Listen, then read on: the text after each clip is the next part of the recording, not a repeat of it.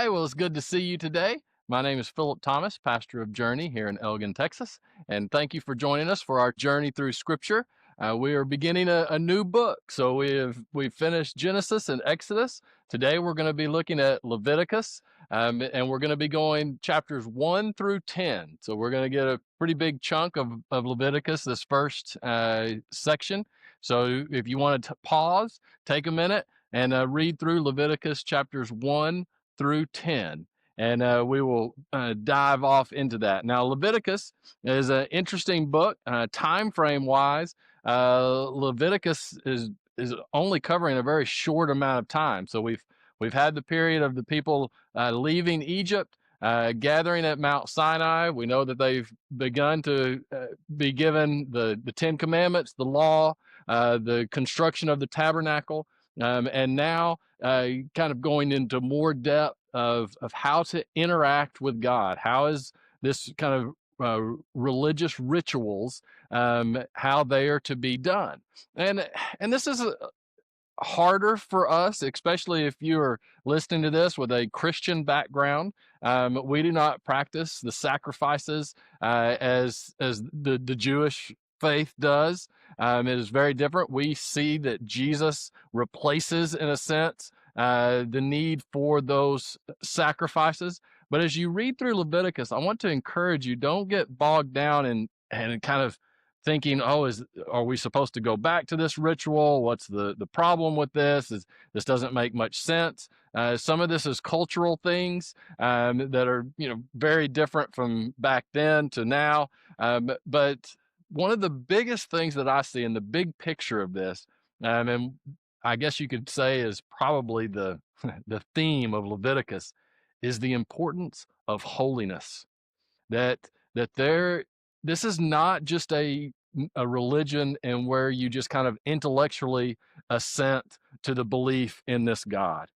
It's that you actually consecrate yourself to live differently, to live in a different way, that you enter into a real relationship with God. And that was shown and proven out, if you will, through these different sacrificial elements that we see in Leviticus. But that is so important for us today. I think many times we do take the easy way out of, yes, I believe in God. Yes, I believe in what he's done for me. I believe I'm a sinner. I've asked God to forgive me of my sins. And so now I'm good and I live as someone who is forgiven. And that's great. But are we truly living our lives striving for holiness, right? That we strive to live lives that reflect God's call on our life, right? That reflect a life, a sinless life. Now, we know that we're not going to be able to do that, but that should be what we are striving for. That is very important. And I think there's a danger. Sometimes we have gotten to a place where we emphasize God's love, and that's great. That's important because God does love us. But sometimes we emphasize God's love at the expense of God's holiness. God calls us to be holy. He doesn't just call us to love each other, right? He calls us to be holy as he is holy. That is a high calling. And that means that we recognize what unholiness is and that we live lives against being unholy and that we strive to be holy, which means that we have to give our lives over to God, that this is something that is important, that we have to make sacrifices in our life to live the life that God has called us to live. And so as we jump off into Leviticus, what we're going to see, especially in these first about 7 chapters, is it's talking about the different types of sacrifices, the different types of offering. All of them are burnt offerings, or where they're consumed.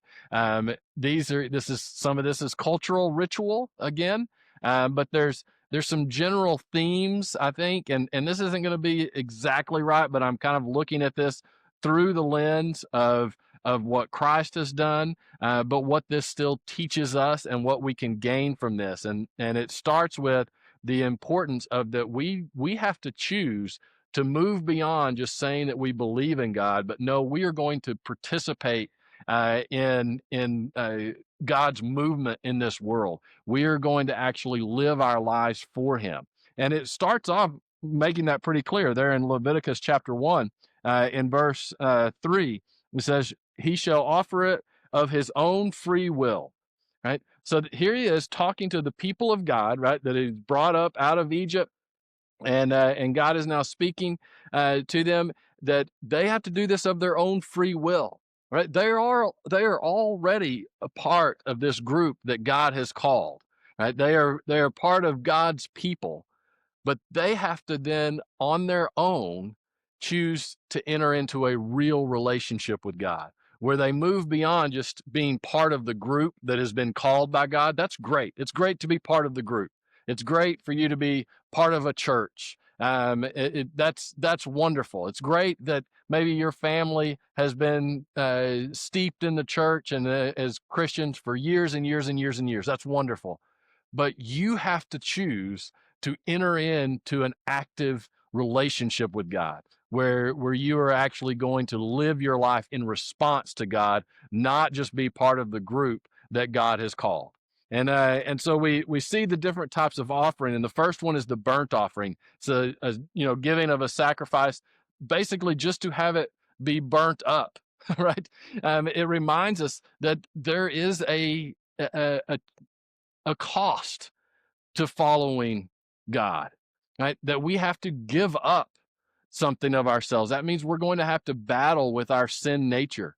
We're going to have to give that up, and we're going to have to give that over to God, and we're going to have to be willing to make the sacrifice.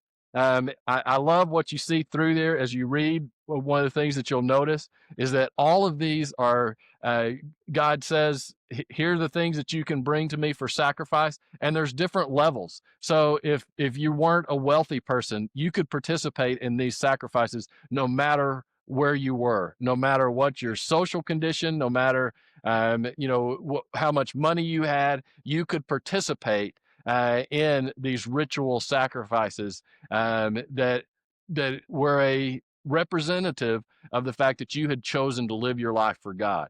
God makes it very clear that He invites everyone to be able to participate in that. So we have the burnt offering, then we have the grain offering. This idea that God is our meal, if you will, that He is our sustenance, that we are acknowledging that He is the one who nourishes us, who grows us, that we are following His ways each and every day, that is what gives us strength.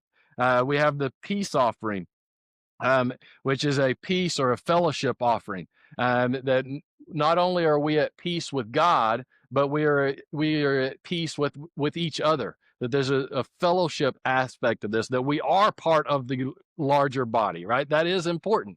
That we are part of God's people who He has called. And so we see that in the peace offering. Then we have the sin offering. And one thing that really jumped out is the difference between willful and unwillful sin, right? So those sins that we weren't even aware that we did. That the sin offering is covering that. It's an important reminder for us that we need to be looking at our lives in an honest fashion. Okay, where are the areas that I can do better? Where have I messed up? Where have I been unholy? And so that I can begin to be holy, and offering those as sacrifices, recognizing, okay, man, I am responsible for the way that I am living my life. This is something between you and God. This is so important. And I do feel like in our society that we put a lot of focus and attention on looking at uh, the outside world's impact on us, and how it pushes us to live certain ways, and we get really frustrated that it is not godly. And the reality is you can look for people or systems or structures to blame all you want, but ultimately it does come down to you and to your relationship with God. And God desires for you to seek holiness, to desire to be holy. The sin offering, one of the things that's interesting about it, when the priest, there's kind of a little bit different element. They are actually supposed to take the offering out of the tabernacle to have it completely consumed, because sin cannot be in the presence of holy God. Right? It is offered as a sacrifice, and it is consumed, but is not consumed in the presence of the Holy of Holies there in the tabernacle. Kind of an interesting aspect there. Then we have the trespass offering. Again, this is whenever you have done something to other people that you recognize that you have sinned against others, and that you seek restitution, that you try to make it right. It's such an important aspect. Again, we're not under the Old Testament law, but that doesn't mean that it's not important for us to recognize when we have sinned against someone, when we have hurt someone, and that we seek to make it right. That we seek to do what is right, no matter what the cost is. And that's a very important thing for all of us to realize. And again, the burden is on you. That you look at where you have been unholy, or where you have sinned and where you have hurt others, and that you try to go and make restitution for that. You may not be able to, but that is part of this relationship with God, is our relationship with others, and it matters how we treat others. And so we should not trespass against others. We should not sin against other individuals as well.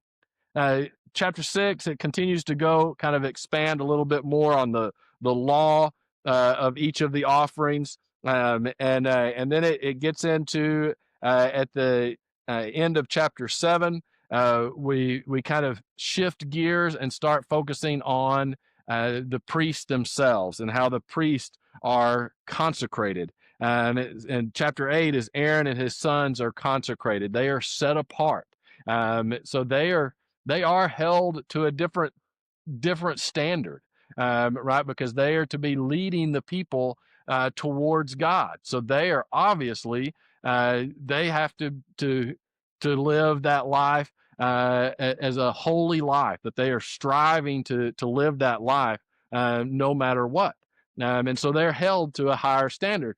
And that brings us to a very interesting and difficult place for us to kind of wrestle with. In chapter 10, we have God striking down two of Aaron's sons. And basically, they didn't do what God had commanded. He said, each took their censer and put the fire in it, put incense on it, and offered profane fire before the Lord, which he had not commanded them. So fire went out from the Lord and devoured them, and they died before the Lord. And Moses said to Aaron, "This is what the Lord said, by those who come near me, I must be regarded as holy, and before all the people, I must be glorified." Again, this is emphasizing the holiness of God, of how important it was that those who were going to be leaders treated him as holy. They recognize God as holy, therefore they strive to be holy, so that they could lead the people to be holy. And here Aaron's son started out not recognizing that, and there were severe consequences. Again, you can struggle with that. If you want to get caught up in that, that's okay. I encourage you not to allow that to confuse us of what is being taught here, of what is important here, of that God is holy, and the way that we interact with God should lead us to living more holy lives. God has called us to be holy as he is holy. So I encourage you to think about that as you read through Leviticus, the first 10 chapters. Next, we will probably get close to the next 10 chapters. We're gonna kind of go through quite a bit. So goal is to get through chapter 20. So it'll be Leviticus chapters 11 through 20. So I encourage you to read ahead if you can. and we will continue to look and journey through the book of Leviticus. All right. Hope that you have a wonderful week, and we'll talk to you again. We'll see you.